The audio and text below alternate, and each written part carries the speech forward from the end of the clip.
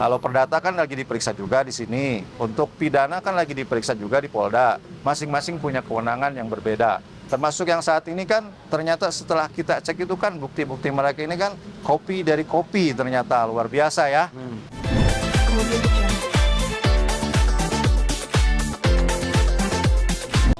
Assalamualaikum warahmatullahi wabarakatuh. Selamat siang rekan-rekan media semuanya. Pertama-tama kami mengucapkan selamat menunaikan ibadah puasa bagi rekan-rekan yang menunaikannya. Semoga puasa di bulan Ramadan ini membawa berkah tersendiri bagi kita semua. Nah, yang kedua, hari ini kami tanggal 3 Maret 2026 tadi dilaksanakan pukul 13.00 waktu Indonesia Barat telah dilaksanakan agenda bukti surat dari para tergugat, yaitu sebagai gugatan rekonvensi ya dari para tergugat. Nah, kemudian tadi setelah disampaikan ke majelis poin-poin daftar buktinya itu sekitar ada 5 ya. Ada 5 daftar bukti yang mereka sampaikan hari ini ke majelis. Nah, adapun kelima daftar bukti itu dominan adalah fotokopi dari fotokopi ya, walaupun memang ada fotokopi dari printout, tapi memang yang mendominasi adalah fotokopi dari fotokopi. Itulah yang kami lihat hari ini di dalam fakta persidangan hari ini. Nah, kemudian agenda berikutnya mereka ternyata masih mengajukan permohonan kepada majelis hakim untuk dilakukan perpanjangan pembuktian surat dari mereka, sehingga tadi disampaikan oleh majelis itu diakomodir dan akan dilaksanakan minggu depan ya, Selasa tanggal 10 Maret 2026 pukul 13.00 waktu Indonesia Barat, yaitu bukti lanjutan yang mereka akan hadirkan dalam persidangan nanti. Nah, kemudian yang ketiga begini, sebenarnya apa tanggapan kami terhadap daftar bukti yang didirikan itu? Sebenarnya sederhana ya. Jadi di dalam hukum pidana dan perdata itu ada batasan konseptual dan yuridis di mana hukum pidana itu berbeda dengan hukum perdata. Itu dulu ya. Nah, mereka ini kan di dalam gugatan rekonvensi ini adalah mengasumsikan bahwa ada proses pidana ya, dan mereka mempersalahkan bahwa para penggugat ini bersalah sehingga adalah namanya gugatan rekonvensi. Ini sebenarnya dasarnya, akarnya, ya kan? Nah, terus kemudian padahal sebenarnya ya sangat berbeda sekali antara hukum pidana dan perdata. Nah, apa itu hukum pidana? Ini kan kita mau mengedukasi masyarakat. Hukum pidana itu adalah ya ada lahir dari relasi antara negara dengan individu. Nah, sehingga tujuannya pidana itu adalah untuk melindungi kepentingan umum. Yang kedua, untuk menjaga ketertiban masyarakat. Nah, yang ketiga ya, apabila ada negara merasa bahwa ada individu yang melanggar hukum negara, maka dia akan beri sanksi. Ini namanya hukum pidana. Nah, tapi hukum perdata itu adalah sifatnya privat, bukan publik seperti pidana. Ini yang harus dipahami bersama. Nah, kemudian hukum perdata itu ya karena privat itu adalah hubungan keperdataan antara individu, antara subjek yang setara ya. Misalkan bicara dengan hak dan kewajiban. Terus kemudian bicara dengan namanya kontrak, bicara dengan namanya kerugian. Makanya ada namanya gugatan perbuatan melawan hukum. Ini perbedaan yang membedakan supaya teman-teman paham nih apa bedanya pidana dengan perdata. Nah, mereka ini sebenarnya dari di dalam gugatan rekonvensi itu adalah copy paste dari dakwaan. Copy paste dari dakwaan. Terus kemudian copy paste dari putusan 362 dan 363. Nah, padahal itu ranahnya berbeda, pidana dan perdata. Nah, kemudian ya, kenapa berbeda? Gini. Ini kalau bicara namanya unsur unsur mereka mendudukan unsur pemerasan, ya. Satu, belum ada putusan yang berkekuatan hukum tetap yang menyatakan Nikita Mirzani dan Ismail Beruku bersalah, ya kan? Nah, kemudian ini sedang proses upaya kasasi, belum final dan banding. Nah, yang ketiga, di dalam hukum itu ada namanya ajas hukum praduga tak bersalah, ya, presumption of innocence, ya, yang ini masih berlaku sampai belum adanya putusan yang berkekuatan tetap atau ingkrah. Nah, saya kira kalau dasarnya saja sudah tidak tepat, ya, dasar gugatan rekompensi itu, ya kami berpikir bahwa ya tentu konstruksi hukum yang dibangun dan daftar bukti yang didirikan, ya kan, ya tidak tepat itu. Tapi ini bagian dari majelis, ya, ini menurut pandangan kami. Silahkan berproses dalam persidangan berikutnya, karena kan untuk pembuktian itu kan tidak hanya surat, ya, ada keterangan ahli, keterangan saksi, ya, terus kemudian nanti persesuaian antara bukti surat dan keterangan saksi, ya, begitu. Nah, ada pertanyaan? Bang, tadi juga pihak kuasa hukumnya dari Reza Gladys, dia mau menyayangkan bahwa kasus ilegal akses ini digabungkan dengan kasus perdata. Oke, silakan Bang Gali. Beda. Kasus perdata kan tersendiri di sini, ya. Kalau ilegal akses itu sekarang kan prosesnya ada di Polda, yang sementara sampai dengan saat ini kan lagi naik sidik, ya. Jadi kewenangannya pun kan berbeda, tidak ada yang namanya penggabungan. Benar tadi dikatakan sama Pak Dokter ini adalah ya perdata secara antara orang dengan orang. Kalau pidana kan antara negara dengan pribadinya orang. Nah, ini kan berbeda, ya. Jadi tolong sangat-sangat dipahamin mana itu perdata, mana itu pidana. Itu nanti kan berbeda.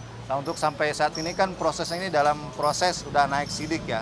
Jadi tolong kawan-kawan semua dipantau aja proses sampai mana, nanti biarkan penyidik untuk melakukan pemeriksaan lebih lanjut. Kurang lebih seperti itu. Ya. Bukti-buktinya udah kuat, Bang, karena kan bukti Abang katanya akan dikalahkan dengan bukti-bukti dari pihak sebelah. Yang menyebutkan kalah atau menangnya masalah bukti kan bukan kami. Nanti yang mempertimbangkan itu semua itu adalah majelis hakim, ya. Jadi kami bukan hakim, kami lawyer, mereka pun lawyer. Jadi untuk kewenangan itu adalah kewenangannya daripada majelis hakim. Termasuk masalah bukti-bukti juga kan sekarang lagi diperiksa. Kalau perdata kan lagi diperiksa juga di sini. Untuk pidana kan lagi diperiksa juga di Polda. Masing-masing punya kewenangan yang berbeda. Termasuk yang saat ini kan ternyata setelah kita cek itu kan bukti-bukti mereka ini kan kopi dari kopi, ternyata luar biasa, ya. Yang katanya adalah asli. Dan yang paling saya sayangkan ada salah satunya bukti terkait legalitas, di situ kopi dari kopi. Harusnya kan legalitas itu asli, tapi yang dihadirkan tadi adalah kopi. Seperti itu kurang lebihnya. Mantap. Oke, nah ini saya mau tambahkan, ya. Jadi gini, ini setelah tadi kami periksa, ya, daftar bukti surat yang dihadirkan, ya, kan itu ada 5 poin, ya. Nah, tentu salah satunya adalah identitas, ya. Identitas tergugat satu ini sebagai dokter, karyawan, bukan sebagai owner, bukan sebagai direktur, tetapi sebagai karyawan. Penghasilannya. Nah, penghasilannya itu saya kira sebagai karyawan sangat bombastis juga, ya, sekitar 80 miliar. Jadi Saya lihat. iya, nah ini saya kira ini kan apakah dia yang benar mana? Apakah Reza Gladys ini sebagai karyawan, ya, atau sebagai owner atau sebagai direktur? Ya. Penghasilannya 6,7. Iya, Rata-rata 6,7 miliar per bulan. di rekening. Ada nggak karyawan yang karyawan sebagai dokter, ya, gajinya segitu, ya kan? Tapi ya itulah ada dalam bukti surat itu yang saya kira satu, relevansinya tidak ada, yang kedua adalah rasionalitasnya, ya kan. Nah, tapi walaupun begitu apa yang mereka hadirkan hari ini itu kewenangan majelis hakim yang memeriksa, mengadili dan memutus perkara, ya. Nah, tapi kami juga berpandangan bahwa daftar bukti yang dihadirkan itu saya kira tidak ada relevansinya karena gugatan awalnya dasarnya sudah salah menurut kami, nggak tepat. Tapi nanti yang menilai itu adalah majelis hakim yang mengadili perkara. Nah, kemudian kan dalam pembuktian itu kan tidak hanya mengandalkan bukti surat, ya kan? Nanti ada keterangan saksi, ya. Keterangan saksi kami sebagai penggugat dan mereka sebagai tergugat, baik mereka sebagai gugat rekonvensi, ya. Nanti akan dihadirkan masing-masing. Kemudian nanti dikuatkan dalam pembuktian adalah keterangan ahli. Apakah bukti chat itu antara Ismail Marzuki dengan Reza Gladys ini adalah kesepakatan, ya kan? Sehingga ini akan membuka terang benderang apakah ini keperdataan atau pidana. Terus kemudian apakah rekaman diam-diam yang dilakukan ini adalah perbuatan melawan hukum.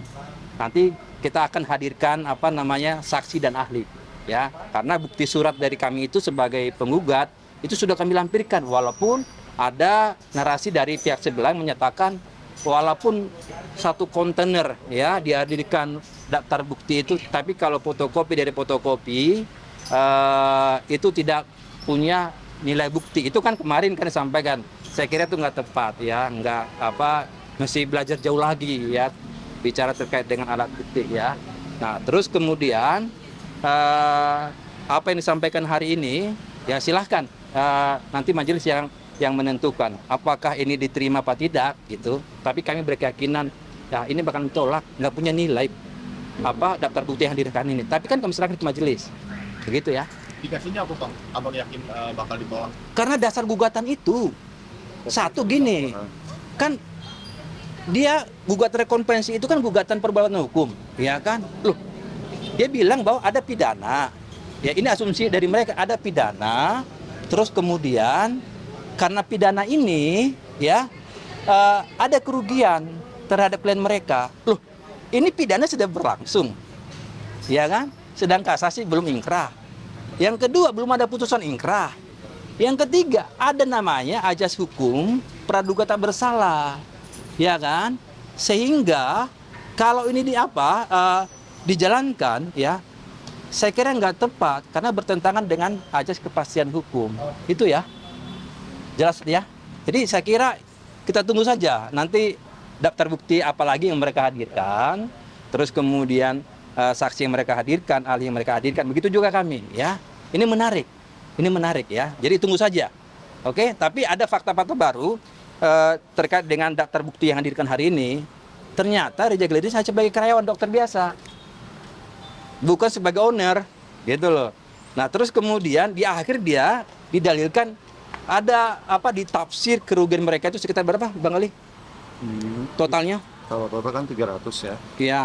Tapi pada saat tadi saya cek ada bukti-bukti itu sekitar 80 miliar. 80 miliar, ya kan? Padahal gugatannya itu kan rekompensi, gugatan balik itu kan sekitar 300-an-nya. Katanya dikasih kompensasi atau apa? Dikasih apa tadi? Kemarin disampaikan kuasa hukumnya. Ya, Kompensasi, Pak. iya, kompensasi katanya. Nah, ini juga, ini kan masih ada daftar bukti yang lain, ya. Nanti kita tunggu lagi, ya. Apakah kerugian yang mereka dalilkan sekitar 300 sekian, ya kan, bisa diwujudkan dalam bukti surat yang dihadirkan sebagai tergugat rekonvensi, ya. Jadi ini belum mencapai itu, ya. Gitu. Ada pertanyaan lagi? Terakhir, Bang, di notis soal kasasi Siapa? itu udah ada jadwal. Kasasi. Oke. Abang pesan. Oke, jadi gini, kasasi sedang berproses, ya, di Mahkamah Agung, yang sifatnya, ya, tertutup, kita nggak tahu, ya. Tapi sebagai kuasa hukum Nikita Mirzani dan Ismail Marzuki, kita berkeyakinan penuh dalam argumentasi konstruksi hukum yang kita bangun dalam memori kasasi itu, Nikita Mirzani pasti bebas. Insya Allah. Insya Allah pasti bebas. Iya, ini kan kekuatan kami sebagai advokat yang memang kami punya ilmuwan dalam menganalisa putusan dan membangun konstruksi hukum yang tepat. Boleh dong. Memang secara apa undang-undang undang-undang advokat dan kode advokat tidak boleh menjanjikan advokat kemenangan kepada kliennya. Kami tidak menjanjikan. Kami punya keyakinan. Kan ditanya bagaimana keyakinan kuasa hukum Nikita Mirzani. Saya katakan sesuai dengan ya analisa hukum kami, konstruksi hukum yang kami bangun, kami tuangkan dalam memori kasasi kami yakin ya Nikita Mirzani insya Allah Nikita Mirzani dan Ismail Marzuki bebas. Itu saja. Nah kalau misalkan ada yang berpendapat beda, ya silahkan. Ini kan negara demokrasi, bebas dong, ya kan? Iya, begitu. Nah kalau seorang advokat tidak punya keyakinan, ya saya kira ya dia nggak punya nggak yakin dengan langkah hukum yang dia lakukan. Ada keraguan-raguan, benar nggak? Iya dong, gitu ya. Oke, kami berharap ya masyarakat Indonesia di bulan Ramadan ini ya bantu doa ya. Mudah-mudahan putusan kasasi di Mahkamah Agung ini ya berpihak kepada Nikita Mirzani dan Ismail Marzuki dan insya Allah Nikita Mirzani bebas. Amin. Bismillah. Oke. Terakhir dikit Bang, soal kan Nikita udah ditahan berapa lama ya? Misalnya total kerugiannya ada disampaikan gitu Bang. Total Oke, silakan Mbak Kali dulu. Untuk total kerugiannya kalau dihitung luar biasa ya. Secara bukti-bukti yang kami hadirkan kemarin itu pada saat pembuktian daripada para penggugat itu ada beberapa penghasilan ya yang pernah disampaikan sama rekan kami sebelumnya. Untuk brand ambassador aja setahun 4 miliar kan. Belum yang hariannya atau misalkan belum yang bulanannya, belum yang mingguannya. Ya kalau di total sampai dengan sekarang bisa lebih daripada 200 miliar gitu kan. Itu bukti-bukti yang kami hadirkan itu berdasarkan adanya perjanjian. Terlepas itu dibilang namanya kopi, di mana seorang kita membuat perjanjian, aslinya otomatis dipegang sama orang yang membuat perjanjian kan, pihak berikutnya gitu kan. Nah, klien kami ini kan megang kopiannya. Jadi seperti itu. Apa dasarnya itu kopi itu? Jadi ada itu aslinya seperti. Nah, untuk kerugian-kerugian tadi, jika ditaksir bisa jadi lebih daripada yang kami gugat seperti itu. Bisa jadi lebih daripada 200 miliar. Tapi kan kita fokus pada gugatan kita itu adalah sesuai dengan apa yang kami gugat. Jadi istilahnya kami yang menggugat ya kami yang membuktikan. Ya kami kerugiannya 200 miliar ya kami buktikan itu. Bukan berarti 200 miliar itu apa buktinya? Ya itu bukti-bukti kemarin. Brand ambassador, terus endorse dan lain sebagainya. Yang dinilai walaupun dia ada pekerjaan 1 jam, itu kan berharga bagi beliau. Nah, yang perlu saya garis bawahin, yang dirugikan tuh sebenarnya di sini tuh siapa gitu loh. Nah, mereka kan rekompensi katanya rugi sampai dengan 300 miliar. Buktikan dong 300 miliar itu. Nah, sementara yang dirugikan di sini kan klien kami. Sudah jelas kan? Masyarakat Indonesia juga sudah melihat. Klien kami ini sekarang ini kan ada di mana? Ada di tahanan. Rugi nggak? Rugi. Ruginya kenapa? Tidak bisa menghasilkan kan? Jika dinilai dengan penghasilannya sehari aja kan luar biasa. Itu bisa dinilai dengan masing-masing aja seperti itu kurang lebihnya ya. Oke.